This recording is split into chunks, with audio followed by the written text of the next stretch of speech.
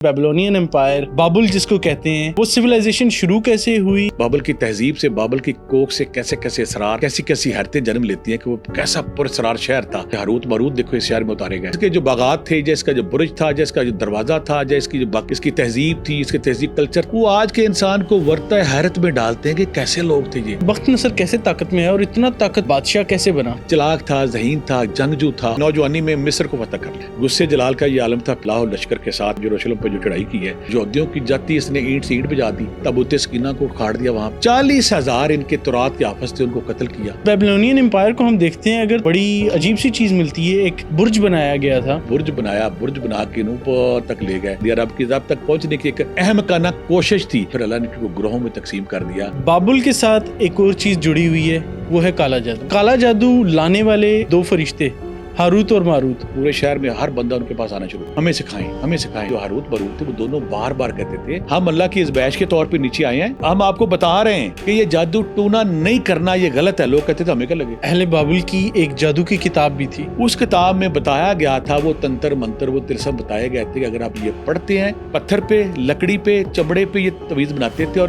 گھروں کے دروازوں پہ لٹکاتے تھے، میرے جسم کو پاک روحوں سے پاک کر دو، میرے جسم کو بیماری سے پاک کر دو۔ یہ دشمن کو زیر کرنے کے لیے، محبوب کو حاصل کرنے کے لیے، دشمن پہ فتح حاصل کرنے کے لیے۔ ناظرین، آج ہمارے ساتھ موجود ہیں پروفیسر عبداللہ بھٹی صاحب، جن سے ہم جانیں گے کہ بابل شہر کی کیا سچائی ہے، بخت نصر بابل کا بادشاہ کیسے بنا، اور بابل شہر میں دو فرشتے جو کہ جادو لے کر آئے، ان کی سچائی کیا تھا، ہاروت اور ماروت کو اللہ تعالیٰ نے کیا عذاب دیا، اور بابل شہر کی تباہی کیسے ہوئی۔ یہ سب جاننے کے لیے پوڈ کاسٹ کو اینڈ تک ضرور دیکھیں۔ السلام علیکم سر، کیسے ہیں آپ؟ وعلیکم السلام میرے بچے، آپ خیریت سے ہو؟ جی الحمدللہ، میں پھر ٹاپک لے کے آ گئے ہو؟ پھر سے سر ٹاپک لے کے آیا ہوں۔ ٹاپک تم آسان نہیں لاتے سر مزے کا ٹاپک ڈھونڈ کے لاتے ہو۔ بالکل ایسی ہی بہت مزے کا ٹاپک ہے، I hope you will enjoy as well. تو انشاءاللہ شروع کرتے ہیں سر۔ آج کا ٹاپک ہمارا ہے بیبلونین امپائر کے حوالے سے، ہاروت اور ماروت کے حوالے سے، اور جادو کے حوالے سے۔ تو شروع کرتے ہیں سر۔ سب سے پہلے تو مجھے آپ بتائیں کہ بیبلونین امپائر، بابل جس کو کہتے ہیں، وہ سویلائزیشن شروع کیسے ہوئی، کیسے وجود میں آئی، اور کون لوگ اس میں شامل تھے؟ اعوذ باللہ من الشیطان الرجیم، بسم اللہ الرحمن الرحیم۔ بیٹا بالکل آپ صحیح کہہ رہے ہو، یہ جو تجسس اور کھوج ہے نا، یہ بڑا میری نیچر میں شروع سے تھا۔ یہی کھوج مجھے ایم اے ہسٹری کی طرف لے گئی، یہی کھوج میرے سے نے ایم اے پولیٹیکل سائنس کرایا، انسانی جسم کے بارے میں M S C physical education کرائی۔ یعنی کہ مجھے شوق تھا کہ حضرت انسان یہ اللہ کی سب سے پراسرار مشین ہے، یہ کس دور میں کیسے کیسے بندے آئے، کو مالیہ جیسے بندے، اور جب زوال ان پہ آیا، کہیں پہ چنگیز خان آ رہا ہے، کہیں پہ ہلاکو آ رہا ہے، کہیں پہ تیمور آ رہا ہے، کہیں پہ ہٹلر آ رہا ہے، اور تاریخ میں جب ہم بابل کا دیکھتے ہیں کہ بابل کا شہر، اس کا بخت نصر، اس کے باغات، اس کی چیزیں، تو میں نا یہی چیز مجھے نا کھوج میں رکھتی تھی، میں نے جاننا انسان کے بارے میں کہ جب سے حضرت آدم نے اس دھرتی پہ پاؤں رکھا ہے، کیسے کیسے شیش ناگ کیٹو جیسے بندے اس دنیا میں آئے۔ اور بیٹا پھر جب میں دیکھتا ہوں وقت کی آندھی، گردش لین و نہار، جب وہ بڑھاپا ان پہ آتا ہے تو بڑھاپے کے بعد وہ مٹی کا ڈھیر بن جاتے ہیں۔ تو یہ میرا فیوریٹ ٹاپک جو آج آپ نے بیبلون، اور دوسری بات ہے بخت نصر، اس کی ہسٹری تاریخ۔ بابل کو جب ہم دیکھتے ہیں نا بیٹا، تو یہ 2300 قبل مسیح کا، اگر آج ہم موجودہ دور میں دیکھیں تو بغداد سے یہ 90 کلومیٹر 85-90 کلومیٹر دور ہے، گھنٹے کے قریب بندہ پہنچ جاتا ہے۔ ہلا نامی کو قصبہ ہے، وہاں پہ یہ موجود ہے، عراق والی سائڈ، عراق کے اندر ہے، دریا فرات کے پاس ہلا نامی کو قصبہ جگہ وہاں پہ، اور بغداد سے اگر آپ کہہ سکتے ہیں کہ 85-90 کلومیٹر دور ہے۔ تاریخ کا جب آج کل اس کے آثار ہے، وہاں پہ اس کی آثار قدیمہ والی جب اس کو دیکھتے ہیں، اس کے آثار ابھی بھی موجود ہیں، اس انہوں نے جو مختلف چیزیں بنائی تھی اس کے آثار وہاں نظر آتے ہیں۔ تاریخ میں ہم کہہ سکتے ہیں 2300 قبل مسیح۔ اچھا، اتنی پرانی ہے؟ یعنی کہ عیسوی سے پہلے 2300 قبل مسیح میں سرگون نامی اکادی بادشاہ تھا، بعض کا کہا جاتا ہے سرگون نامی۔ وہاں پہ نا، یہاں پہ سومیری اور اکادی تہذیبوں کا دور دورہ تھا۔ بابل کا جب ہم تاریخ دیکھتے ہیں اس میں سومیری اور اکادی دو تہذیبیں تھیں جو یہاں پہ پروان چڑھی، جو یہاں پہ رہی، اور ان کا ایک بادشاہ تھا سرگون اکادی، جس نے اس کو بنیاد رکھی، اس کی جب بنایا، اس کو چھوٹا سا قصبہ تھا پہلے، لیکن جو اسرائیلی روایات وہ کہتے ہیں نمرود جو بادشاہ تھا اللہ کا، اس نے اس کو آباد کیا۔ کہ بعض روایات میں ہمیں سرگون اکادی کا نام آتا ہے جو اکادی تہذیب کا سے تھا، اور بعض روایات میں نمرود آتا ہے، اور یہ 2300 قبل مسیح میں جب بنا، لیکن یہ چلتا رہا۔ اس کو جب عروج آتا ہے وہ حمور ابی، حمور ربی نام کا ایک بندہ آتا ہے جو بادشاہ آتا ہے اس پہ, وہ ہم کہہ سکتے ہیں کہ یہ 1700 قبل مسیح کے پاس جب آتا ہے, یہ جب آتا ہے نا تو اس کے دور میں اس کو عروج ملتا ہے, اس کو ترقی ملتی ہے. لیکن جو لازوال اس کو عروج ملتا ہے وہ آ کے ملتا ہے اس کو بخت نصر کے دور میں. حمور ربی کا جب ہم دیکھتے ہیں, حمور ربی دنیا کا جو پہلا قانون ہے بیٹا آپ کے نالج کے لیے, بابل دیکھیں کیسے بابل کی تہذیب سے, بابل کی کوک سے کیسے کیسے اسرار, کیسی کیسی حیرتیں جنم لیتی ہیں کہ وہ کیسا پراسرار شہر تھا کہ آگے جا کے جب ہم بات کریں کہ ہاروت ماروت دیکھو اس شہر میں اتارے گئے, اور اس کی تہذیب دیکھیں, یہ آج کی بات نہیں, آج مشینی دور ہے, اس دور میں اس نے پوری دنیا کو, آج کا جو ہمارا سائنٹسٹ ہے یا سارے قدیمہ کا ماہر وہ حیرت میں ڈوب جاتا ہے کہ 2300 قبل مسیح جنگل کا قانون ہے, جب اس وقت کیسی کیسی عالی شاہ عمارتیں یہاں پہ بنی, کیسے کیسے لوگ تھے. تو جو حمور ربی ہے, یہ جو بادشاہ تھا, یہ اس نے یہاں پہ پہلا قانون بنایا, جو اسے ہم قانون کہتے ہیں. حمور ربی کا دنیا کا جو پہلا قانون ہے وہ اس نے بنایا تھا. اس کے دور میں اس کی ہم کہتے ہیں کہ اس کی نمود ہوئی, اس کی پرورش ہوئی, یہ آگے بڑھا, یہ آگے نکلا. لیکن اس میں اصل اس بعد میں پھر 600 قبل مسیح کے پاس آ کے ہمیں بخت نصر نامی بادشاہ جب آتا ہے, پھر اس پہ نہ اس کی اور شہرت ہے. تو اس میں دنیا کا ابھی تک اس کے جو باغات تھے, جیسے اس کا جو برج تھا, جیسے اس کا جو دروازہ تھا, جیسے اس کی جو باقی اس کی تہذیب تھی, اس کے تہذیب کلچر تھا, اس کا مذہب تھا, مذہب کے علاوہ یہاں پہ رسم و رواج تھے, وہ آج کے انسان کو ورطہ حیرت میں ڈالتے ہیں کہ کیسے لوگ تھے, یہ کیسے کیسے لوگ تھے. اور اللہ تعالیٰ دیکھے کیسے کیسے انسان اس دنیا میں لاتا ہے. تو بابل جو ہماری جو تاریخ میں قبل مسیح کی تاریخ ہے, اس میں ایک بڑا اہم گانا جاتا ہے. بعد کی تہذیبوں نے بڑا کچھ سیکھا اس سے, بعد کی دنیا نے بڑا کچھ سیکھا اس سے. تو بخت نصر جو ہے, پھر آپ کے نالج کے لیے میں یہ کہ اور بات بتاؤں, دنیا میں 4 ایسے بادشاہ آج تک آ چکے جنہوں نے تو پوری دنیا پہ حکومت کی. 2 مسلمان, 2 کافر. کافر جو 2 بادشاہ اس میں بخت نصر تھا, اور نمرود تھا جس نے پوری دنیا پہ حکومت کی. اور مسلمانوں میں حضرت سلمان علیہ السلام اور حضرت ذوالقرنین علیہ السلام, جنہوں نے پوری دنیا کے سفر کیے تھے اور یاجوج ماجوج کو انہوں نے قابو کیا تھا. یعنی کہ بخت نصر قبل مسیح کی تہذیب میں, قبل مسیح کے دور میں وہ بادشاہ تھا جس نے پوری دنیا کو ہلا کے رکھ دیا اور پوری دنیا پہ اپنی حکومت کی. تو بابل اس لحاظ سے اس کی یہ بھی ایک شہرت ہے کہ بخت نصر جو ہے یہاں سے جو بادشاہ اٹھا اس نے پھر پوری دنیا پہ رول کیا. ٹھیک ہے سر, جو بخت نصر جس کا ابھی آپ نے ذکر کیا, یہ پاور میں کیسے آیا؟ ہم دیکھتے ہیں اگر کوئی بھی سویلائزیشن ہو, اس کے جو بادشاہ ہوتے ہیں اس کی نسلوں کی نسلیں چلتی ہیں آگے, تو یہ بخت نصر کیسے طاقت میں ہے اور اتنا طاقتور بادشاہ کیسے بنا؟ بڑا اچھا سوال آپ نے کیا کہ اللہ تعالیٰ بعض اوقات انسانوں کو حیرت میں ڈالنے کے لیے, اہل دنیا کو حیران کرنے کے لیے غیر معمولی لوگ پیدا کرتا ہے. اس میں اگر ہم یہ کہیں کہ وہ صرف مسلمان ہو گئے, یہ بات نہیں ہے, وہ نان مسلم بھی ہو سکتا ہے. کیسے کیسے لوگ, چنگیز خان غیر عجیب بندہ پیدا کیا, تیمور عجیب بندہ کیا. دیکھیں نا, تیمور مسلم حافظ قرآن بھی تھا لیکن قتلوں پہ قتل کیا جا رہا تھا, اور اس میں پھر ہلاکو ہے, پھر ہٹلر ہے, میسلونی ہے. دنیا میں ایسے ایسے بندے, سکندر اعظم پھر اس کے پہلے دیکھیں, پھر رئیس اعظم تھا, بڑے لوگ دنیا میں پیدا ہے. تو یہ ون آف دم کریکٹر تھے. اس کی 2 روایات ہمیں ہسٹری میں ملتی ہیں. پہلی روایت یہ وہاں کا جو بادشاہ کلیمس تھا اس کا یہ بیٹا تھا اور اس یہ جوان ہوا. دوسری روایت بڑی عجیب ہمیں ملتی ہے کہ ایک نصر نامی بت تھا, قوم امالکا بلکہ کہا جاتا ہے, قوم امالکا کا جوڑا تھا. بچہ پیدا ہوا, پتہ نہیں اس کی کیا بیک گراؤنڈ تھا, کیا ہسٹری تھی, انہوں نے منت مانی تھی نہیں مانی تھی, وہ آ کے نا نصر نامی بت کے پاس اس کو چھوڑ کے چلے گئے. اچھا, اس نصر نامی بت کی وجہ سے ساری زندگی آپ کا نام, اس بادشاہ کا نام جو بخت نصر پکارا جاتا ہے. بڑا جب ہوا, ٹیلنٹڈ تھا, ذہین تھا, جنگجو تھا, لڑتا تھا, بہت تیز تھا, تو بادشاہ وقت نے نا اس کو نا گورنر بنا دی کسی جگہ کا. اس لیے اپنی نوجوانی میں مصر کو فتح کر لیا. جب مصر کو فتح کر لیا تو اب فوج میں بھی اس کی دھاک بیٹھ چکی تھی, شہر میں بھی دھاک بیٹھ چکی تھی.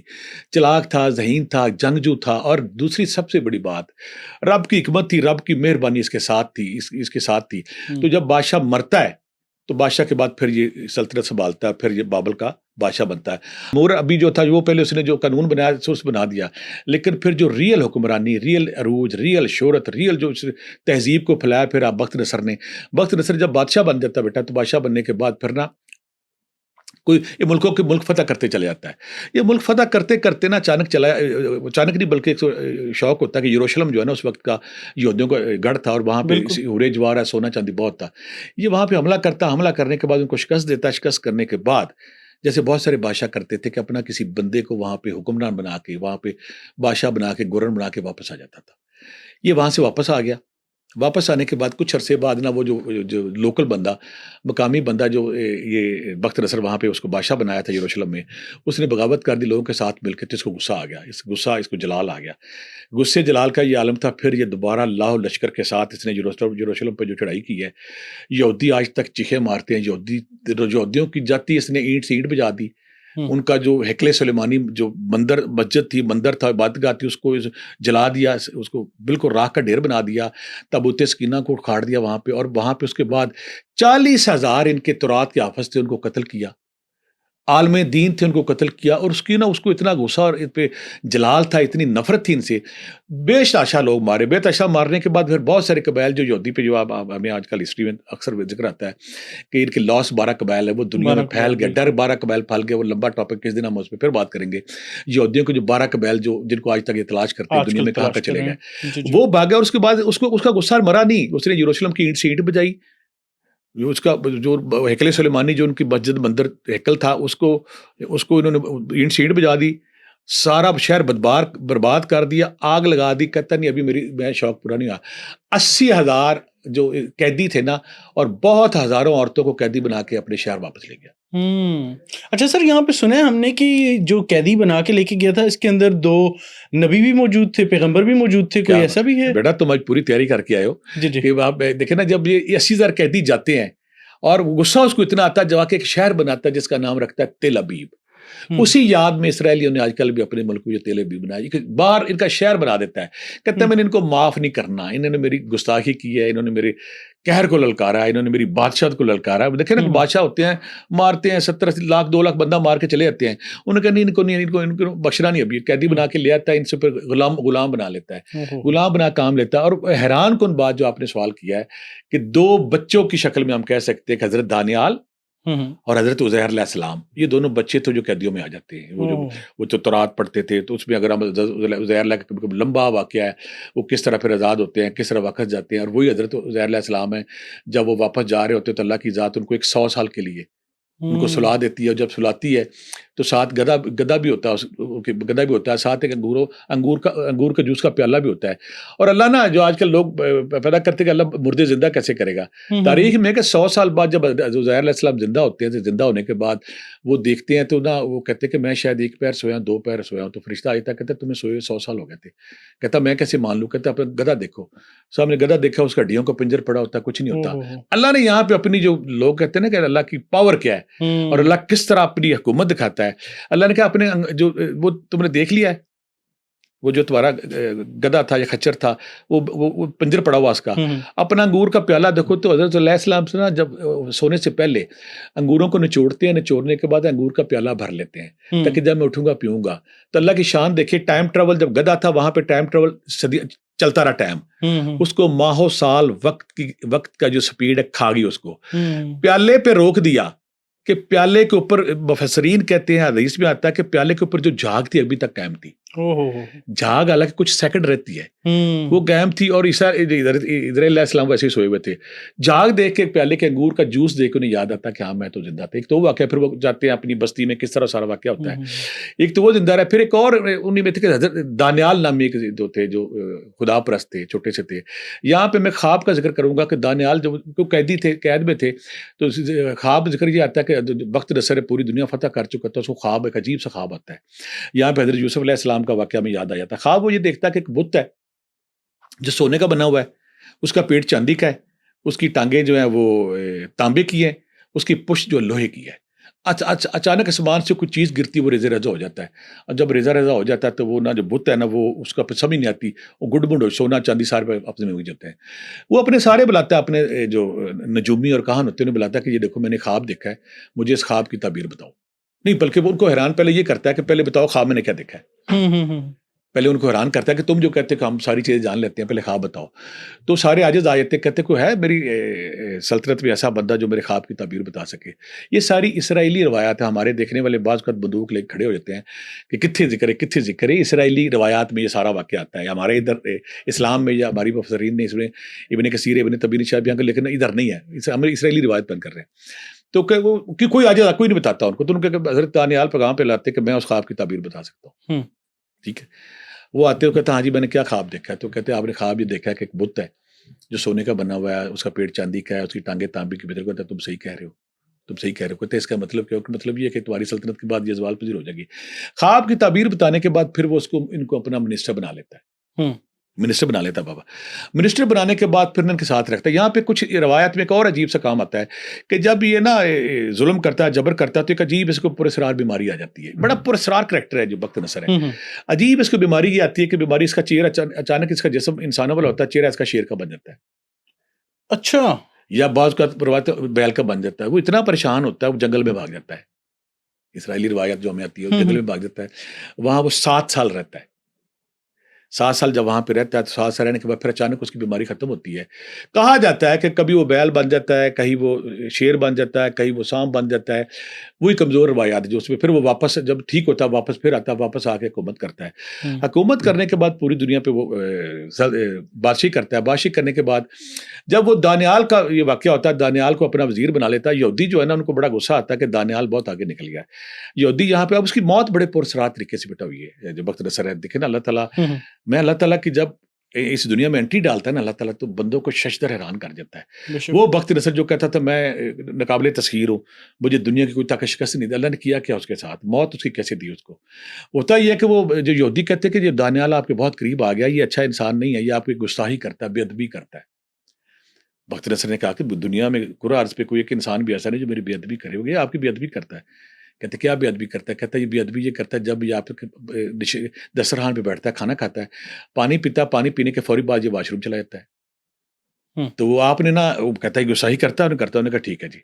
وہ کہتا آپ یہ کریں کہ اس کو بلائیں, اس کا کھانا کرے اور کھانے کے بعد نا اس کو سزا دیں. بخت نصر دیکھے اللہ اس کے دن میں کیا ڈال دے. بخت نصر اس بلاتا ہے حضرت دانیال علیہ السلام کو, بلا کے انہیں کہتا ہے کہ کھانا کھاؤ. کھانا کھانے کے بعد نا اس سے پہلے اپنے جو اس کا بار جلاد کھڑا ہوتا ہے اسے کہتا ہے کہ دیکھو جب ہم کھانا کھا رہے ہوں گے نا تو کھانے کے فوری بعد اگر کوئی بھی باہر آئے تو ہم نے اس کو قتل کر دینا. کھانا کھانے کے فوری بعد اگر کچھ دیر بعد آئے تو پھر ٹھیک ہے, اگر فوری بعد تم نے قتل کر دینا. انہوں نے کہا وہ کون ہوگا؟ تو کہنے لگا اگر وہ بخت نصر بھی کہے تو تم نے اسی کو مار دینا ہے. اگر وہ کہتا کہ میں بخت نصر ہوں تم نے پھر بھی اسے معاف نہیں کرنا, وہ میرا بھی کہتے تم نے معاف نہیں کرنا, تم نے اسے مار دینا. جلاد پڑا تھا باہر, وہی سارا شہر کے وزیر درباری اکٹھے ہوتے, کھانا شروع ہوتا. کھانا کھانے کے بعد اللہ کے سسٹم دیکھے, اللہ کی کبریائی دیکھے, اللہ کا جلال دیکھے, کھانا کھاتی بخت نصر کو پیشاب آ جاتا. بخت نصر عالمی دانیال تو بیٹھے ہوتے, فوری طور پہ واش روم جب چلتا ہے نا سارے سامنے جلاد آ جاتا ہے. تو کہتا میں بخت نصر ہوں. کہتا مجھے بادشاہ نے کہا تھا میں بخت نصر ہوں. اس کی موت اس طرح واقع ہوتی ہے, جلاد اس کو مار دیتا ہے. اور دیکھیے اللہ جیسے نمرود کے اس ڈالا اس کے دماغ میں مچھر ڈال دیا, اور جیسی اور بات دنیا میں جب بھی کسی نے تکبر کیا, غرور کیا, فرعون نے کیا تو دریا نیل میں شکر کی طرح اس کو پگھلا دیا. تو بخت نصر نے جب یہ دعویٰ کیا کہ میں بڑی پہنچی چیز ہوں, بڑی ہستی ہوں, تو اللہ نے کہا تیری ایسی کی تیسی. اس کے منہ سے نکلا وہ اس طرح اس کا اینڈ ہوتا ہے. لیکن ظاہر اس نے بڑی عمارتیں بنائی, بڑے اس نے تہذیب بنائی, بڑی اس نے بلڈنگیں بنائی, بڑی اس نے قانون بنائے, بڑے اس نے سزا جزا کے تصور بنائے, جیلیں بنائی, بڑے اس نے کام کیے. یہ غیر معمولی بندہ تھا, لیکن جب اس نے شرک کیا, جب اس نے لوگوں پہ ظلم کیا تو اللہ نے اس کو نشان عبرت بنا دیا. بالکل ٹھیک ہے سر. یہاں پر آپ نے ذکر کیا عمارتوں کا, تو سر بیبلونین امپائر کو ہم دیکھتے ہیں اگر, تو اس کے اندر ہمیں ایک بڑی عجیب سی چیز ملتی ہے. ایک برج بنایا گیا تھا, بابل برج اس کو کہا جاتا ہے. سر اس کی کیا تاریخ ہے, وہ کیوں بنایا گیا تھا؟ بہت اچھا سوال بیٹا آپ نے کیا. بابل برج جب ہم بابل کی تہذیب پڑھتے ہیں, بابل کی ہسٹری پہ نظر ڈالتے ہیں, تو یہ واقعی اس دور میں اگر اس دور کی ٹیکنالوجی دیکھی جائے, اس دور کا وقت دیکھا جائے, یہ غیر معمولی کام تھا. انہوں نے ایک سیڑھی بنانے کی کوشش کی. جب کوئی قوم ترقی حاصل کرتی ہے, جب کوئی قوم عروج حاصل کرتی ہے, جب کوئی قوم پوری دنیا میں فاتح بن جاتی ہے, جب کوئی قوم دیکھتی کہ ہم فاتح عالم, ہمارے جب دنیا میں مقابلہ کوئی نہیں, ہمارے سے اوپر کوئی ہے ہی کوئی نہیں, تو پھر ان کو غرور آتا ہے. پھر غرور میں آ کے وہ اسٹوپڈ حرکتیں کرتے ہیں. انہوں نے ایک سیڑھی بنانے کی کوشش کی, مندر نماز سیڑھی. اور جو مردوک ان کا بادشاہ تھا, بعض کہا جاتا ہے اس کا مینار تھا. یہ مردوک ان کا سب سے بڑا بت تھا جسے ہم ذکر کریں گے. اس کا مینار تھا, سیڑھی تھی جو 300 فٹ بلند تھی. آج 300 فٹ بلڈنگ بنانا, 90 میٹر بنانا آسان ہے. آپ تصور کریں یہ 1000 یا 600 قبل مسیح کا ٹائم ہے, جب ٹیکنالوجی, سائنس, یہ ساری چیزیں نہیں تھی, نہ انجینئرنگ تھی, نہ آرکیٹیکٹ تھا. انہوں نے 300 سے برج بابل کہا جاتا ہے. پلان کیا تھا؟ کہتے ہیں ہم نے خدا سے باتیں کرنی ہے, ہم نے خدا تک پہنچنا ہے. دیکھیں تکبر, غرور. بالکل, ہم نے خدا تک پہنچنا, ہم نے آسمان کو چھونا ہے. وہ کہاں آسمان, کہاں یہ 300 فٹ. انہوں نے وہ برج بنایا, برج بنا کے اوپر تک لے گئے. اور پلان تھا کہ ہم نے نا اس کو خدا سے باتیں کرنی, خدا تک پہنچنا ہے. خدا کا سسٹم دیکھے بڑا عجیب ہے. آپ کے نالج کے لیے اذہان ہے کہ بابل سے پہلے پوری دنیا میں ایک ہی زبان بولی جاتی تھی. بابل شہر سے پہلے پوری دنیا میں ایک کہا جاتا ہے کہ جب انہوں نے یہ حماقت کی تو پھر اللہ نے ان کو گروہوں میں تقسیم کر دیا، ان کی زبانیں غلط ملت کر دی، اور دنیا میں جو بہت ساری زبانوں کا جو پھر رائج ہوئی، جب ان کے اشاعت ہوئی، وہ اس کے بعد ہوا۔ اسے کہا جاتا ہے زبانوں کو غلط ملت کرنے والا مینار بھی کہا جاتا ہے۔ یہ اس نے اچھا مینار اس لیے بنایا، ہم رب سے بات کریں گے، اور اس میں 30 فٹ بلند بنا دیا۔ رب کی ذات تک پہنچنے کی ایک احمقانہ کوشش تھی، لیکن اسے ہم کہہ سکتے ہیں تعمیر کا ایک شاہکار تھا، اور دنیا کو بتایا، جیسے آج بھی ہمارے بہت سارے ملک دنیا میں۔ میں بڑا یہاں پہ ایک حدیث کا ذکر کروں گا، میں بڑا کانپ جاتا ہوں اس پہ۔ نبی کریم صلی اللہ علیہ وسلم فرماتے ہیں کہ قیامت کے قریب جو بکریاں چرانے والے، اونٹ چرانے والے چرواہے ہیں، یہ بلند و مالا عمارتیں بنائیں گے۔ میں جب دیکھتا ہوں نا برج خلیفہ، اور اب سعودی عرب والوں نے چیلنج کیا کہ ہم یہاں برج خلیفہ بنائیں گے۔ آقا کریم کا حرف بے حرف سچا ہے۔ آقا کریم نے فرمایا تھا قیامت سے پہلے یہ ہوگا کہ جو بکریاں چراتے ہیں، جو اونٹ چراتے ہیں، ان کو اتنا عروج نصیب ہوگا کہ دنیا کی بلند و بالا عمارتیں بنائیں گے۔ یہ ہر دور میں ایک نا، جب کسی کو تکبر غرور آتا ہے تو پھر اس کو ایسی بلڈنگیں، ایسی چیزیں بنانے کا لوگ ہم سے مسحور ہو جائے۔ جیسے تیمور بادشاہ نے پوری دنیا فتح کر کے وہاں پہ اس نے کیش شہر کو دنیا کا شاہکار بنا دیا۔ تو بہت سارے لوگ غیر ملکی بلڈنگیں اس لیے بناتے ہیں، لوگ ہماری عظمت، ہماری شہرت، ہماری شاہ و جلال، ہماری وجود کو مانے ہم کیا ہے۔ انہوں نے اسی سلسلے میں برج بابل بنایا تھا، لیکن وہ وقت کھا گیا اس کو، آج کوئی پتہ نہیں وہ کدھر گیا، لیکن انہوں نے کہا تھا ہم نے سیڑھی بنانی ہے جس پہ چڑھ کے ہم نے اللہ سے باتیں کر دی، اللہ سے باتیں کرنی۔ سر آپ نے ٹیکنالوجی کی باتیں کی، آپ نے بتایا کہ کس طرح سے انہوں نے ایک شاہکار بنایا۔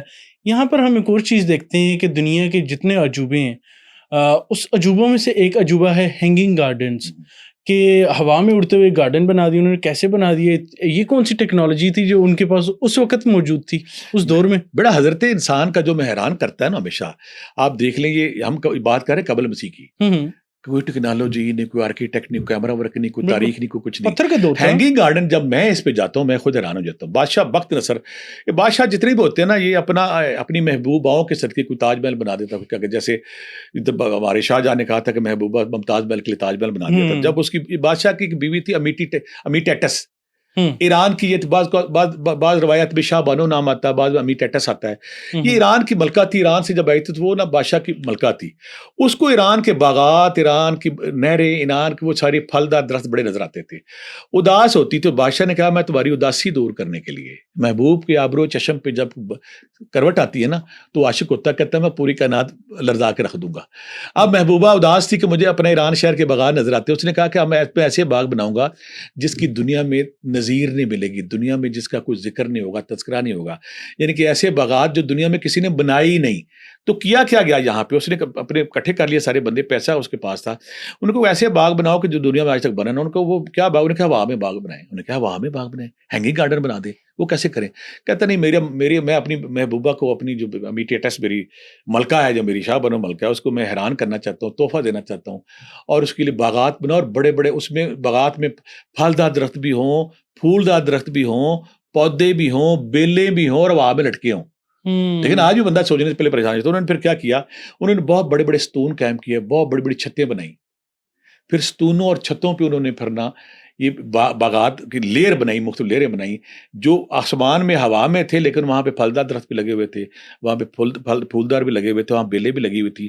اور حیران ہوتا ہے آج کا آرکیٹیکٹ اور جو سارے خدمہ کے لوگ ہیں، یہ کس طرح پمپنگ کے ذریعے وہ پانی اوپر پہنچاتے تھے۔ نہری سسٹم کون سا تھا؟ نہری سسٹم بعد میں آیا، لیکن اس نے جب خواہش کا اظہار کیا، بادشاہ سلام خواہش کا اظہار کرتے ہیں وہ ہو جاتا ہے پھر بالکل کون فایا کون، کر دو۔ دیکھیں نا، امیر تیمور جو تھا، اس کو جب اس کی بیگم نے کہا کہ میرے جگر کا مسئلہ ہو گیا، مجھے چاہیے، کیا کہتے، مجھے کسی حکیم نے کہا کہ اس کے لیے ان کو لیمن چاہیے۔ اس نے اصفہان کے پتہ نہیں کون سا بادشاہ کو پیغام بھیجا کہ میری بیگم کی طبیعت خراب ہے، اس کو لیمن لے کے آؤ۔ اس نے کہا میں لیمن کو دوں، دماغ خراب تھا، اس کو بدقسمتی آ گئی۔ اچھا تم نے میری بیگم کی خواہش پوری نہیں کی، آ رہا ہوں میں۔ باجزید اسی طرح باجزید بلگرامی تھا وہاں پہ ادھر یورپ میں، اس کو اس نے کہا کہ مجھے نا میری بیوی کو انگور پسندے بھیجو۔ اس نے کہا میں تیری بیوی اس قابل ہے کہ تو میری بھی کوئی بات کی ہے، اس پہ اٹیک کر دیا۔ یعنی کہ بادشاہ کے مزاج کو ناگواریت، بادشاہ نے کہا ہینگنگ لٹکا دو۔ پھر اس دور کے جو ماہرین تھے، معمار تھے، انہوں نے پھر ہینگنگ گارڈن بنایا، ہوا میں بنایا، اس کو ستونوں پہ بنایا، چھتوں پہ بنایا، پانی کا بھی سسٹم لگایا تاکہ اس کی پانی کی فراوانی رہے اور وہ سر سبز و تازہ رہے۔ یہ بنا کے پھر اس نے اپنی بیگم امیٹیٹس جو اس کو پیش کیا۔ بالکل ٹھیک ہو گیا سر۔ بابل کے لوگوں کے بارے میں تھوڑا سا بتائیں کہ وہ لوگ کس مذہب کو فالو کرتے تھے، ٹھیک ہے یہ بخت نصر کے ساتھ ساتھ تو تھے وہ، لیکن ہے کہ وہ مذہب کو کس مذہب کو فالو کرتے تھے، پوجا کس کی کرتے تھے؟ آپ نے بتایا کہ انہوں نے ایک ٹاور بنایا تھا، برج بنایا تھا اللہ تک پہنچنے، کیا وہ خدائی کے اوپر بلیو کرتے تھے یا بخت نصر اچھا کو؟ سوال کیا بیٹا، یہاں پہ نا سومیری اور اکادی تہذیب جو تاریخ میں ہم جاتے ہیں، یہ سومیری اور اکادی تہذیب کے لوگ تھے، اور یہ اس سے خدا پرست نہیں تھے. سومیری اور اکادی سے خدا پرست ہوتے تو پھر حضرت دانیال اور حضرت عزیز علیہ السلام کو کرتے، یروشلم پہ حملہ نہیں کرتے. مختلف بتوں کو پوجتے تھے، مختلف بتوں کی پوجا کرتے تھے، اور مردوک ان کا سب سے بڑا بت تھا. اچھا. اور یہ خود کو جو حمور ابی تھا اور جو بخت نصر تھے، کہتا ہے ہم مردوک کے خادم ہیں. ہم اس کے مردوک سب سے بڑا بت ہے ان کا، جس کو کہتے تھے مردوک وہ بت ہے جو پوری کائنات کا بادشاہ ہے. مردوک وہ بت ہے جو پوری کائنات کا بادشاہ ہے، ساری کائنات اس کے ذمہ آتی ہے. اور پھر دوسرا بت انہوں نے اشتار انہوں نے رکھا ہوا تھا، کہتے اشتار جو ہے نا یہ فوجوں کا اور عورتوں کا حکمرانوں کا بادشاہ رکھا ہوا تھا.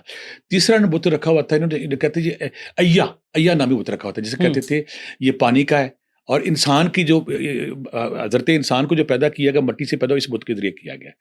پھر یہ شمس کہتے تھے کہ شمس ہمارا بت ہے، شمس کہتے ہیں یہ سورج کا ہے، اور جو حمور ابی نے جو قانون بنایا تھا اس کو شمس کے ذریعے کیا تھا، اس کا یہ کہتے ہیں. پھر سندھ انہوں نے بنایا تھا، سندھ کہتے تھے یہ خواتین کا، عورتوں کا، اور جو چاند تارے سورج تارے ہیں یہ ان کے نام سے ہیں.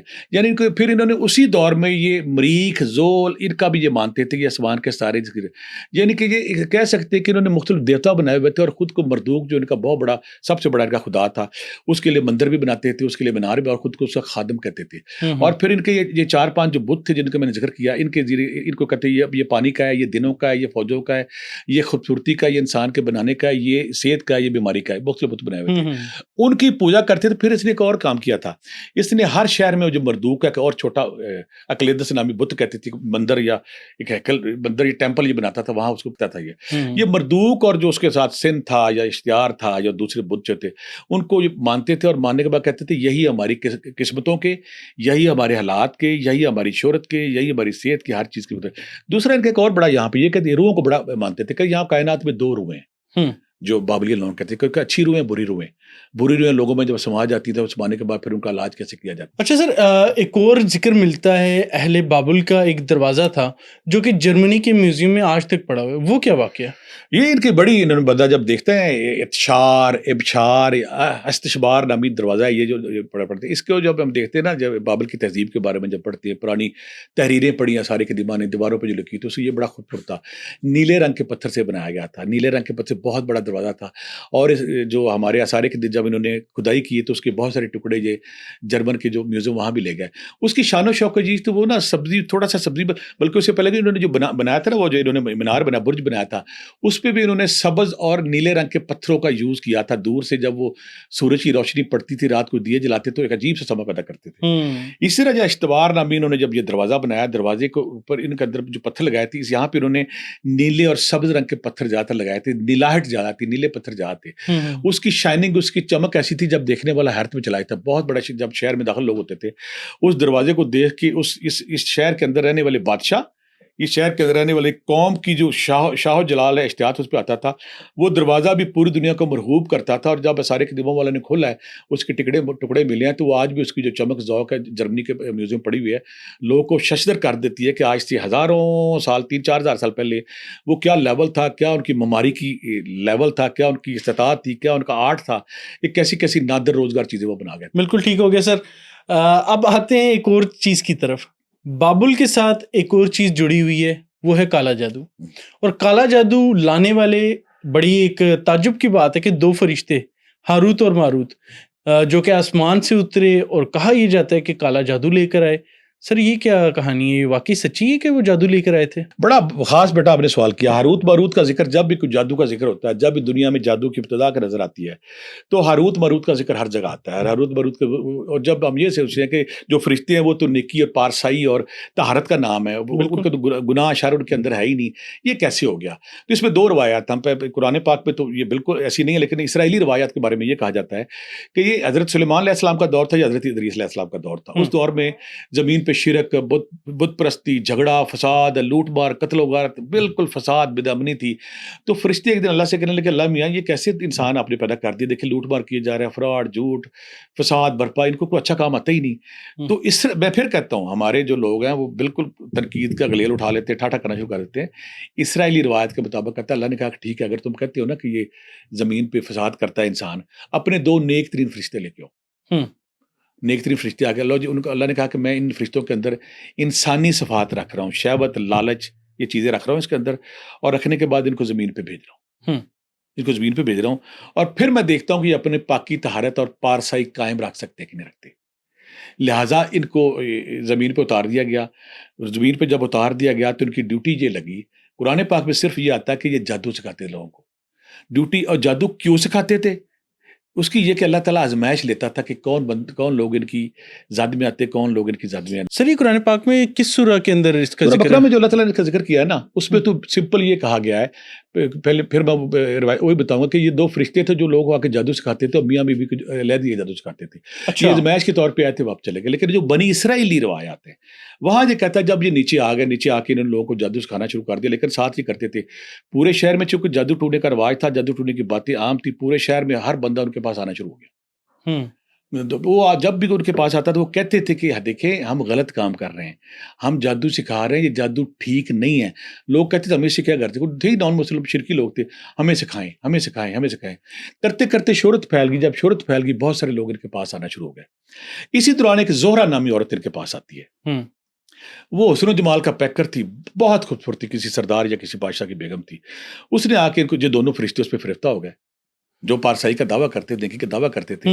لیکن اس کی خوبصورتی اتنی زیادہ تھی، جب اس کو دیکھا دونوں اس پہ پاگل ہو گئے. اس پہ کہتے جی ہم آپ کو جان دیں. وہ اس عورت کے دونوں عاشق ہو گئے. اس کا قرب حاصل کرنے کے لیے اس کو جب انہوں نے باتیں کی، زورا بڑی طلاق عورتوں نے کہا جی میں اس طرح نہیں مانوں گی بات، میں اس طرح بات نہیں مانوں گی. 3 طریقے ہیں، 3 طریقوں میں جو کام کرو گے میں پھر تمہاری ہو جاؤں گی. پہلا طریقہ میرے خامد کو قتل کر دو. انہوں نے کہا ہم قتل تو نہیں کریں گے. دوسرا طریقہ جس بت کی میں پوجا کرتی ہوں اس کی پوجا کرو. وہ کہنے لگے بت کی پوجا نہیں کریں گے. انہوں نے تیسرا طریقہ پھر شراب پی لو. جو اللہ کا سسٹم یہ تھا کہ وہ جو پارسائی کے دعوے کر رہے تھے، اب اس کا شہوت، لالچ ان کے اندر اتنا زیادہ آیا، قتل ہم نہیں کریں گے، ٹھیک ہے جی، بت کی پوجا میں انہوں نے شراب پی لی. شراب پینے کے بعد عین ممکن ہے وہ برائی کے مرتکب ہوئے ہیں. جب برائی کے مرتکب ہوتے اس نے پھر ایک اور بات تھی. فرشتوں کے بارے میں پرانی روایت میں آتا ہے کہ وہ سارا دن یہاں رہتے تھے، رات کو اسم اعظم پڑھ کے آسمان پہ چلے جاتے تھے. اللہ کا ایک خاص، اللہ نے اس کو ایک ورد دیا ہوا تھا. وہ جیسی اسم پڑھتے تھے، زورا نے کہا کہ اب مجھے اسم اعظم بھی چاہیے، میں تب تمہاری بات مانوں گی. فرشتوں نے ان کو اسم اعظم بھی بتا دیا. اسم اعظم بتانے کے بعد وہ پھر زورا جو ہے، کہا جاتا ان روایات کے مطابق جو میں نہیں مانتا اور جو قابل قبول نہیں ہے، کہ زورا پھر آسمان پہ گئی اور آج آسمان پہ جو ستارہ ہے یا برج ہے سارا، وہ اس زورا کے نام سے منسوب ہے. یہ کہا جاتا ہے کہ وہ آسمانوں پر چڑھتی تھی، اس میں اوپر چڑھی جاتی تھی. اب ہوا کہ فرشتوں نے، جب فرشتے آزمائش میں ہو گیا فیل، فرشتے پکڑے گئے، یعنی کہ ان کے اندر جب شہوت آئی تو ان سے وہ کنٹرول نہ ہو سکا. اللہ نے کہا کہ اب بتاؤ اب تمہیں یہاں پہ سزا دوں یا آخرت میں سزا دوں. فرشتے آخرت کی سزا سے واقف تھے، جہنم کی آگ سے واقف. فرشتوں نے کہا نہیں اللہ میاں آخرت کی سزا نہیں چل سکتے، ہمیں یہی سزا دی جائے، یہی سزا دی جائے. لہٰذا پھر سزا کے طور پہ جو اگر آپ نیٹ پہ جائیں جہاں بھی جائیں تو بابل کا شہر جاتا ہے، کنویں کا ذکر آتا ہے. اللہ تعالیٰ نے کنویں میں ان کو لٹکا دیا اور کنویں میں دیکھتے ہوئے آگے جہاں پہ وہ دن رات جلتے ہیں اور روزے قیامت تک وہ اس آگ میں سزا جھیلیں گے. کہا جاتا ہے کہ وہ اگر وہ گستاخی نہ کرتے، اگر وہ نافرمانی نہ کرتے، سزا سے بچتے. لیکن انہوں نے آخرت سے آگ سے بچنے کے لیے، اگر آپ نیٹ پہ جاتے ہیں کہ وہ ہاروت ماروت کا کنواں کون سا ہے، تو نیٹ پہ بے شمار ویڈیوز ایسی پڑی جہاں وہ دکھا دیا جاتا ہے یہ وہ کنواں ہے جہاں پہ ان کو سزا کے طور پہ بند کیا گیا ہے اور روز محشر کے دن ان کو نکالا جائے گا. مطلب وہ ابھی بھی اس کی ایگزسٹنس ہے، وہ کنواں موجود ہے، لیکن وہ انسانوں کو ظاہری سی بات ہے کہ نظر تو نہیں آتے ہوں گے. اچھا تو سر مجھے یہ بتائیں کہ یہ دنیا میں آئے تھے، ظاہری سی بات ہے اللہ تعالیٰ نے ان کو کسی مقصد کے لیے بھیجا تھا، ایک جادو کی طاقت دے کے بھیجا تھا، تو یہ لوگوں کو مطلب سکھاتے پھر رہے تھے نارملی، یہ کوئی تنبیہ بھی کر رہے تھے کہ یہ نہ سیکھیں؟ بڑا اچھا سوال آپ نے کیا. اللہ کے جب وہ ان کو اللہ کی طرف سے حکم تھا کہ آپ اگر نیچے جا رہے ہیں لوگوں کو جادو سکھائیں گے. آپ کے ہمارے ناظرین کی انفارمیشن کے لیے حضرت داؤد علیہ السلام اور حضرت سلیمان علیہ السلام بھی جنات اور جادو کو بھی کی سرکابی کے لیے اللہ نے ان کو یہ طاقتیں دی تھی. اللہ کیا کرتا ہے، جس بستی میں، جس ملک میں، جس علاقے میں جس طرح کے مسائل ہوں، اللہ اس طرح کے نبی کو صلاحیتیں دے کے نیچے اتار دیتے تھے. ان کو بتایا گیا تھا کہ یہ سارا جادو ٹونے شرک میں ڈوبا ہوا ہے، ان کو بتانا ہے کہ یہ غلط ہے. ان کو پہلے وہ بتاتے تھے کہ یہ غلط ہے، یہ نہ کرو، یہ غلط ہے، یہ نہ کرو. لوگ کہتے تھے ہمیں کیا لگے، انسان کتنا بڑا بے صبر ہے اس کے، چلو وہ تو دور کی بات، آج کے معاشرے پہ اگر نظر ڈالیں، ہر بندے کو پتہ ہے کہ جادو کرنا اور قرانا یہ گناہ ہے اور یہ جنمی ہے. بالکل بالکل. تو پاکستان کے کتنے لوگ عاملوں کے پاس، بابوں کے پاس، بنگالیوں کے پاس، جادو کے پاس یہاں علاج کراتے ہیں. یہاں علاج کرنے کے بعد میرے بے شمار جاننے والے ایسے جو انڈیا میں علاج کرانے جاتے ہیں ہندوؤں سے، پنڈتوں سے، بے شمار لوگ جو بنگلہ دیش جاتے ہیں، جو تھائی لینڈ جاتے ہیں، ہم جی یہاں پہ علاج ہمارا پراپر نہیں ہو رہا. بے شمار لوگ سندھ میں جاتے ہیں، وہاں پہ ہماری ہندو آبادی بہت ساری لوگ ہیں. ہمارا نیٹ کھول کے دیکھ لیں، وہاں پہ لکھا ہوتا ہے اکثر اصلی کرسچن، اصلی عیسائی. بالکل صحیح. یعنی کہ ہماری توم پرستی اور جادو ٹونے پہ بلیو اور شارٹ کٹ ڈھونڈنے کا ہمارا مینٹل لیول یہ ہو گیا ہے کہ وہ سرے عام تڑا تڑ اخبار کوئی اٹھا لیں، رسالہ کوئی اٹھا لیں، کوئی دیوار اٹھا لیں، اصلی بنگالی جادوگر، اصلی عیسائی، اصلی کرسچن، اصلی فلاں، کعبے توڑ کا کوئی جواب نہیں دے گا. جب وہ کہتے ہیں اصلی ہے، وہ کہتا ہے میں اصلی ہوں. یعنی کہ وہ دعویٰ کرتا ہے. حالانکہ ہماری شریعت، ہمارا اسلام، ہمارے قوانین، ہمارا رب، ہمارے اللہ کے نبی نے سیدھا سیدھا فرمایا کہ جادو کرنا اور کرانا حرام ہے، اور جادو کرتا وہ رہندہ درگاہ، اس کی کوئی بچت نہیں. ہمارا آج کا معاشرہ جس کو یہ سکھا دیا گیا اور ہم مسلمان ہیں، وہ دھڑا دھڑ ان بابوں کے پاس نہیں جا رہے. بالکل جا رہے ہیں، سب کو پتہ ہے، سب کو پتہ ہے. اسی طرح جب وہ ہم ذکر کرتے ہیں بابل کا، بابل میں جو ہاروت ماروت تھے وہ دونوں بار بار کہتے تھے ہم اللہ کی ازمائش کے طور پہ نیچے آئے ہیں. ان کو حکم تھا ہم آپ کو بتا رہے ہیں کہ یہ جادو ٹونا نہیں کرنا، یہ غلط ہے. لوگ کہتے تھے ہمیں کیا لگے، جیسے آج کا بندہ ہے. انسان اتنا بے صبرا، میں کہتا ہوتا ہوں کہ لوگ کہتے ہیں نا کہ رب رب رب. ایک میں مثال آپ کو دیتا ہوں، جو عشق کرتے ہیں لڑکی لڑکا، میرے پاس بیٹا سینکڑوں کیس آ چکے ہیں یہاں اویئرنیس کے لیے. وہ کہتے ہیں، میں انہیں کہتا ہوں یہ لڑکا ٹھیک نہیں ہے. لڑکی کہتی ہے کہ اس کو ٹھیک کر دیں. میں کہ اس کے پاس 10 لڑکیاں اور ہیں. کہتی ٹھیک کر، میں اس کی پہلے شادی ہے ٹھیک کر دیں، میں اس کی 2 شادیاں ہیں ٹھیک کر دیں. میں اکثر کہتا ہوں خدا نیچے اتر آئے اور آ کے کہے کہ او کڑی، او منڈیا، میں تمہیں کہہ رہا ہوں یہ غلط ہے. پتہ نہیں کہیں گے ہم تجھے خدا تب مانیں گے جب ہمارا محبوب ہمیں دو. مینٹل ٹرانس اس میں چلے جاتے ہیں. یہ چاہے کوئی لڑکی ہے چاہے کوئی لڑکا ہے. میں انہیں کہتا ہوں میں اس لڑکے کو جانتا ہوں، وہ شراب پیتا ہے، زنا کرتا ہے، اس کی 2 بیویاں، اس کی 6 لڑکیاں. پتہ کہتی ہیں کوئی بات نہیں، میں بھی رہ لوں گی، میں نوکر بن جی. یہ بات کی باتیں ہیں. یعنی کہ اس حالت میں انسانی ذہن چلا جاتا ہے کہ اسے پتہ ہے کہ وہ بندہ غلط ہے. پتہ کہیں گے اس کو ٹھیک کر دیں. میں کہا وہ ٹھیک ہونا ہی نہیں. لیکن پھر تسبیح کا فائدہ کیا؟ کوئی ایسا طریقہ، کوئی ایسا وظیفہ، کوئی پیسے، کوئی ذکر، کوئی چیز بتائے. میں کہا میں تو پیسے لیتا ہی نہیں. کہتی نہیں کچھ نہ کچھ کریں میرے لیے کریں. تو میں اکثر کہتا ہوتا ہوں کہ اس کو 2 گھنٹے کا لیکچر، 4 گھنٹے کا لیکچر، 6 گھنٹے کا لیکچر. ایون کہ کچھ بندے میں نے لڑکے تیار کیے، کچھ لڑکیاں میں نے تیار کی. میں کہ بندے کو بتاؤ کہ تم اس سے پیار نہیں کرتی، فراڈ ہے. لڑکے کو میں نے ڈرایا. میں کہا یار اس کو کہہ دو تم اس کی زندگی برباد کر رہے ہو. کہتا میں فراڈ جھوٹ ہوں، میں ٹائم پاس کر رہا ہوں. پتہ ہے مجھے کہ لڑکی لڑکا کہے گا اس کو ٹھیک کر دے. اسی طرح جو آج کا بندہ اس ٹرانس میں چلا گیا ہے، اس دور میں وہ کہتے تھے کہ ہم غلط ہیں، ہم جادو سکھاتے ہیں، یہ طریقہ ٹھیک نہیں ہو. پتہ کہتے تھے کوئی بات نہیں کرائیں. تو اس طرح کا وہ جادو ٹونا سیکھی جا رہے تھے. اللہ کی ازمائش تھی، وہ بتاتے بھی تھے، لیکن عوام جوک دور جوک ان کے پاس جا رہی تھی. اچھا، یہاں پر ایک اور ذکر ملتا ہے کہ اہل بابل کی ایک جادو کی کتاب بھی تھی جس کی شاید ابھی بھی ایگزسٹنس ہے، لوگوں کو وہ مل بھی گئی ہوئی ہے. تو اس کی کیا واقعی کوئی حقیقت ہے یا بڑا اچھا جھوٹ ہے؟ میں مجھے پر اسرار علوم کا شوق پڑا، جب بھی کوئی اسپرچولسٹ، جب بھی کوئی روحانی آدمی، جب بھی کوئی اللہ کے سفر پہ چلتا ہے نا، تو اس کا پہلا شوق ہوتا ہے ماورئی علوم. ماورئی علوم کیا ہے؟ اس میں ابذات ہے، جنات ہیں، موکل ہیں، پردے کے آگے پیچھے کیا ہے، کشف کیا ہے، الہام کیا ہے. یعنی کہ ایسے علوم میٹا فزکس جو عام لوگ نہیں سیکھتے. تو ماکلو کتاب کا نام ہے. وہ کتاب ماکلو، جیسے بک آف اناک، اس کا بڑا رولا پڑا ہوا آج کل. ہم کسی پروگرام میں اس پہ پورا پروگرام کریں گے. یہودیوں کی کتاب ہے ماکلو. اس کتاب کا ایک کتاب تھی. اس کتاب میں بتایا گیا تھا وہ تنتر منتر، وہ تلسم بتائے گئے تھے کہ اگر آپ یہ پڑھتے ہیں، یہ تعویذات ہیں. تو ماکلو کتاب میں اصول و ضوابط دیے گئے تھے. اس میں کہا کیا جاتا تھا کہ پتھر پہ، لکڑی پہ، چمڑے پہ یہ تعویذ بناتے تھے اور گھروں کے دروازوں پہ لٹکاتے تھے یا پھر اپنے گلے میں لٹکاتے تھے. اس میں کہا کیا جاتا تھا، منتر تنتر ان کے کیا تھے کہ جو بولنے کے بعد کہا جاتا میرے جسم کو ناپاک روحوں سے پاک کر دو، میرے جسم کو بیماری سے پاک کر دو. یہ دشمن کو زیر کرنے کے لیے، محبوب کو حاصل کرنے کے لیے، جسم کو اپنے پاک کرنے کے لیے، دشمن پہ فتح حاصل کرنے کے لیے. یہ جو ماکلو کتاب تھی، اس میں آج کل بہت سارے جو ہمارے ایسے حضرات ہیں جو کہتے کالے جادو کی طرف جاتے ہیں، وہ ڈھونڈ کے نسخے لاتے ہیں، اس کے نسخے تنتر منتر پڑھتے. جادو ٹونا بیٹا یہاں پہ چھوٹا سا بتاؤں گا، جادو ٹونا ہے ایسا بندہ جو شیطانی قوتوں کو راضی کرنے کے لیے غیر شرعی کام کرے. مثلا خدا نہ کرے ناپاک ہو کے نماز پڑھے، قرآن پاک کی بے ربطی کرے، قرآن پاک کی الٹی آیات پڑھے، یعنی کہ ایسی آیات، ایسا وظیفہ، ایسا تنتر منتر جس کو شیطان پڑھ کے راضی ہو کہ جاؤ میں تم سے راضی ہو گیا ہوں. سارے جو بھی جادو سیکھتے ہیں دنیا میں وہ پہلے شیطانی قوتوں کو راضی کرتے ہیں. خدا نہ کرے میں کہنا نہیں چاہتا، پاک رشتوں کا تقدس پامال کرتے ہیں یہ لوگ. جتنا بڑا تقدس پامال کریں گے اتنا بڑا شیطان راضی ہوگا، پھر وہ آپ کو دے گا. ڈس ریسپیکٹ کرنا ہے ریلیجن کو، اسلام کو، اللہ کو. شیطان نے، میں بار بار پروگرام میں کہتا ہوں، شیطان نے کہا تھا اللہ میاں میں انسان کے ہر راستے پہ کھڑا ہوں گا، ہر موڑ سے آؤں گا، ہر اینگل سے. ایلومناتی دیکھ لیں، فری میسن دیکھ لیں، سارے شیطانی اللہ کار ہیں. تو اسی طرح جب یہ شیطان کا یہ اس کتاب مخلوق کتاب کو دیکھتے ہیں، اس میں شیطان کو راضی کرنے کے بہت سارے عملیات ہیں.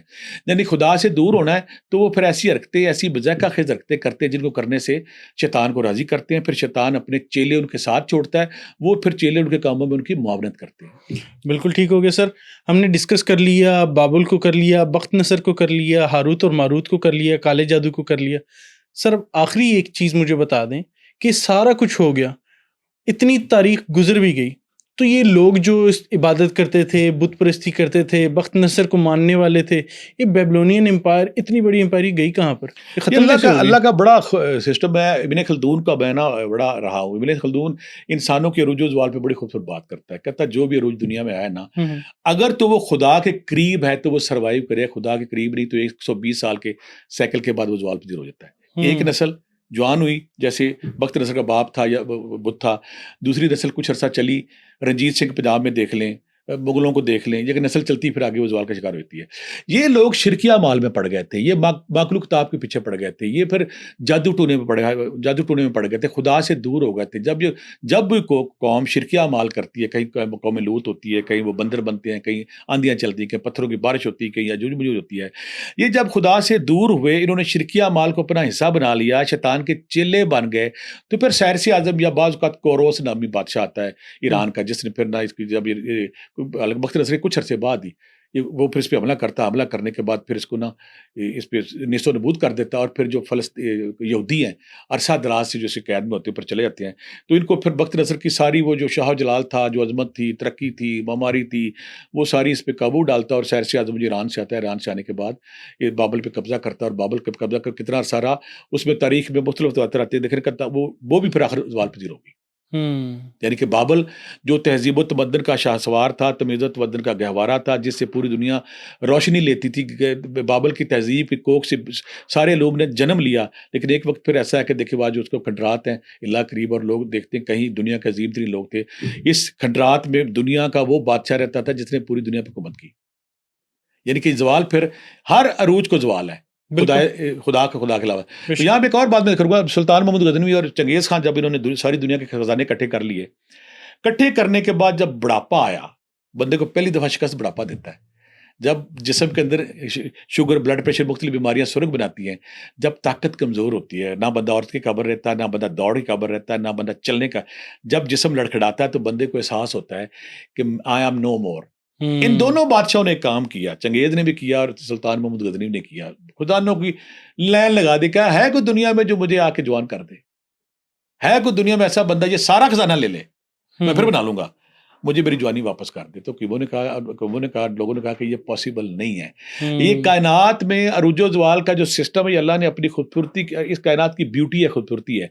اگر زوال نہ آتا تو سارے فرعون، سارے ظالم، سارے نمرود، سارے شداد، ہٹلر، چنگیز خان لاکو آج ہی یہاں پہ دندناتے پھرتے اور زمین مقتل گاہ بنی ہوتی. بالکل. زوال کا مطلب ہے کہ بندہ جب بوڑھا ہوتا ہے تو بڑے سے بڑا شاہ سوار، وہ بندہ جو کو مالیہ سے بڑا بلند ہوتا ہے، وہ بونوں کی طرح مٹی میں مسلا جاتا ہے. اور چنگیز خان وہ جو طاقت کا شاہوار تھا، اس نے پتا آخر میں کیا کہا تھا کہ میری قبر کو چھپا دیا جائے. اچھا، میری قبر کا کسی کو پتہ نہ چلے. اگر کسی کو پتہ چلا تو جو میں نے ظلم و جبر کیا دنیا پہ، میری قبر نکال کے چیر پھاڑ کر دیں گے. اور آج تک لوگوں کو بڑا عرصہ بعد اب کچھ پتہ چلا، اس نے قبر بنائی، قبر کے اوپر پانی چھوڑ دیا، جنہوں نے قبر بنائی ان مماروں کو مار دیا. کئی 100 سال تک لوگوں کو پتہ ہی نہیں چلا وہ کدھر ہے. ڈر اس کا کیا تھا کہ میں جو ظلم و جبر کر گیا اس دنیا میں. اسی طرح دنیا کے جو بڑے بڑے ظالم جابر تھے، جب شہرت تھی، جب اللہ نے ڈھیل دی ہوئی تو وہ دندناتے پھرتے تھے. اور جب زوال آیا، جب خدا کی پکڑ آئی، کوئی دریائے نیل میں بہہ گیا، کسی کے دماغ میں مچھر گھس گیا، کسی کو بڑھاپے نے کھا لیا، کسی کو بیماری نے کھا لیا، کسی کو. اور جو حضرت دانیال والی بات ہم نے کی، بخت نصر اپنے منہ سے کہا کہ جو باہر ہے اس کو مار دینا. تو یہ اللہ کا سسٹم ہے, ہر عروج کو زوال ہے, اور کامیاب اور امر وہی ہوتا ہے. حاتم طئی مسلمان نہیں تھا لیکن امر ہو گیا. سخاوت, چیریٹی, اسی طرح تاریخ میں بے شمار ایسے بادشاہ ہیں جو مسلمان نہیں تھے لیکن امر ہو, جنہوں نے انسانیت کے لیے کام کیا, جنہوں نے انسانیت کے لیے محبت بانٹی, جنہوں نے عدل انصاف کیا, ان کے نام تاریخ میں امر ہو گئے. جنہوں نے ظلم جبر کیا وہ نشان عبرت بن گئے, اور آج ان کی قبر کا بھی پتہ. ان کی میں ایک دفعہ بڑا عجیب کام دیکھا, میں نے دلی گیا. علاؤدین خلجی برصغیر پاک و ہند کا وہ بادشاہ جس نے 84 جنگیں لڑی, کوئی شکست نہیں کھائی. پورے ہندوستان کا پیسہ اس نے اکٹھا کر لیا, اتنا سونا تھا اس کے پاس کہ اس نے اپنا جو تالاب تھا نا اس کو پگھلا کے سونے سے بھر دیا تھا, اور رکھے کہاں, خزانے بھر گئے. اور ظالم اور اپنے مزاج کا اس طرح تھا کہ پسند ہے نا فلاں ریاست کی یا فلاں جگہ کی جو ملکہ آزادی ہے وہ بڑی خوبصورت ہے, فلمیں پدماوت فلمیں بھی بن چکی کہ اس میں, تو اس کو جا کے اٹھا لینا جا کے. جب بوڑھا ہوا نا, بوڑھا ہونے کے بعد آپ کو پتا ہے کہ ملک فروز جو تھا وہ ایک ہجڑا تھا, اس نے اس کو مارا. اچھا, اگلی بات اس نے کام کیا, جب میں قطب مینار گیا, قطب مینار کے نیچے میں اس کی قبر پہ کھڑا, کھنڈرات, ٹوٹی اینٹیں, نہ بندہ نہ بندے کی ذات. وہ بادشاہ جس نے 84 جنگیں لڑی, اس کو دنیا میں کوئی شکست نہیں. اس نے کام کیا تھا, اس نے 500 حافظ قرآن لگائے دن میں اور 500 حافظ قرآن لگائے رات میں. کہا اس نے یہ کہ دن میں حافظ قرآن میری قبر پہ بیٹھ کے دعا, میری بخشش کی دعا کا منگا کریں گے, اور رات کو اگلے 500 آ جائیں گے. اور اتنا میں خزانہ چھوڑ دیا کہ کتنے 100 سال تک خزانہ حافظ بلتے رہیں گے. آج بیٹا نہ حافظ رہا, نہ قبر رہی, نہ مزار رہا. اس نے خواہش یہ کی کہ میں پیسے کے زور پہ عبادت بھی خرید لوں گا, انسان کی دعا بھی سچائی خرید لوں گا. میری اوقات کیا ہے, وہ علاؤدین خلجی سے نے کوئی جنگ ہاری نہیں, جو جس کی ملکہ دیکھتا تھا وہ اٹھا لاتا, جس نے اپنے گھر کے جو تالاب تھا اس کو سونے سے بھر دیا تھا, جس کے پاس خزانے کوئی نہیں رہا, چھین لیا تھا اس نے, کوئی نہیں رہا, پوری دنیا خزانے کو لیا تھا. اور جس سے یہ چنگیز خان لاکو, یہ قوم بھی ڈرتی تھی, جس سے چنگیزی قوم لوگ ڈرتے تھے. اینڈ کیا ہوا, کھنڈرات, مٹی, خشت و خساد, وہاں پہ چمگادڑیں الٹی لٹکی ہوئی تھی, وہاں پہ چڑیاں بٹھے اپنی دے رہی تھی. یہ اوقات ہے انسان کی, اوقات طاقت میں آ کے عروج پہ آ کے بھول جاتا ہے کہ میں بڑی چیز ہوں. لیکن جب زوال وقت بدلتا ہے, جب ٹائم بدلتا ہے, تو تاریخ کا گمنام جو غار ہے نا وہ انتظار کر رہا ہوتا ہے. یہاں کوئی بادشاہ گئے, کئی وہاں پہ ڈکٹیٹر گئے, کئی چنگیز خان گئے, کئی سلار گئے. امر وہی ہوتا ہے جو انسانوں کا کام کرتا ہے اور جو رب کے قریب رہتا ہے اور رب کی اطاعت میں رہتا ہے. بالکل ٹھیک ہو گیا. Thank you so much for coming sir, بہت اچھا لگا, بڑا اچھا ٹاپک تھا, بڑی ڈیٹیل سے آپ نے بتایا. ہم امید کرتے ہیں کہ آپ کو آج کی ایپیسوڈ پسند آئی ہوگی. مزید ایسی ویڈیوز دیکھنے کے لیے ہمارا چینل سبسکرائب کریں, اور اگر آپ کا کوئی کویسچن ہے تو کامنٹ سیکشن میں آپ عبداللہ بھٹی صاحب سے ضرور پوچھ سکتے ہیں. Thank you so much.